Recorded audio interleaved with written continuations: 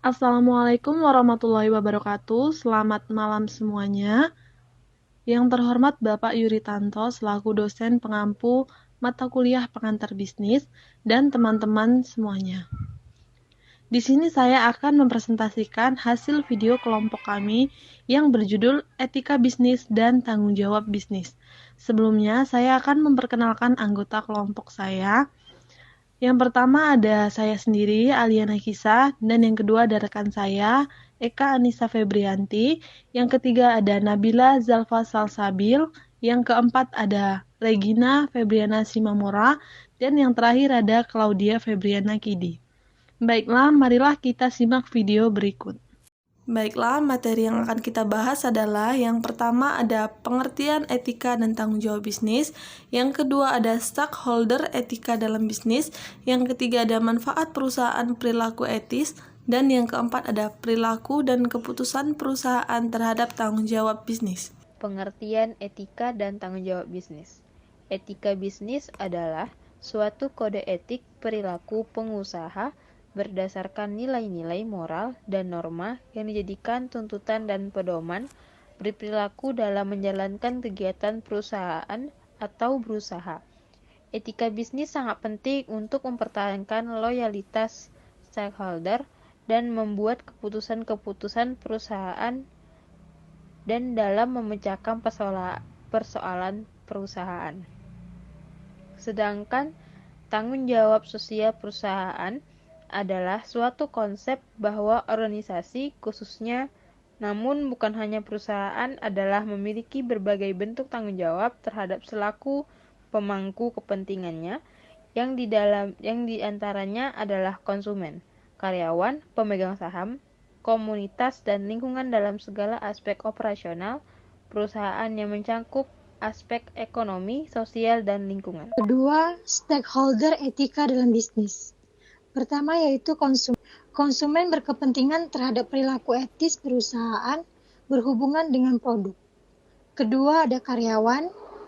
Karyawan merupakan sumber ekonomi perusahaan yang penting. Ketiga yaitu investor penanaman modal. Berkepentingan terhadap jaminan pengembalian dana yang diinvestasikan dalam kegiatan usaha perusahaan. Terakhir yaitu organisasi pekerja yang berkepentingan terhadap kemampuan perusahaan untuk menjamin atau memenuhi kewajiban untuk kehidupan para karyawan.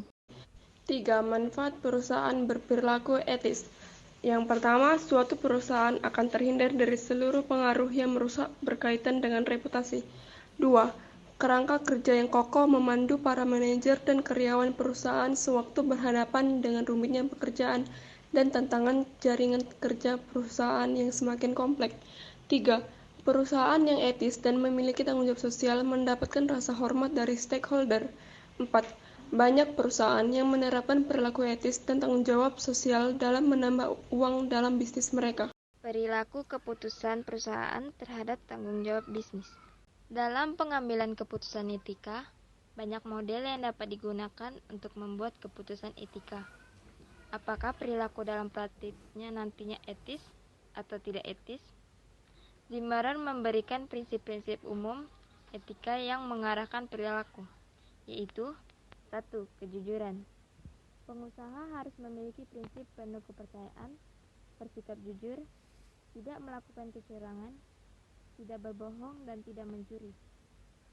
2. Integritas. Memegang prinsip kebenaran, melakukan kegiatan dengan terhormat, berani dan penuh pendirian. 3. Memelihara janji.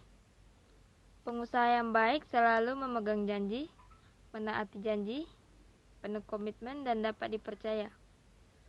4. Kesetiaan. Hemat dan loyal kepada keluarga, perusahaan, bangsa dan negara, serta mampu memegang rahasia dan melakukan kegiatan secara tepat dalam konteks proporsional. 5. Keadilan. Berlaku adil dan berbudi luhur, bersedia mengakui kesalahan dan kebaikan orang lain, serta bersikap toleransi terhadap keberagaman. Sekian dari video kelompok kami. Apabila ada pertanyaan, dipersilahkan. Dan terkurang terlebihnya kami mohon maaf. Kami ucapkan terima kasih dan selamat malam.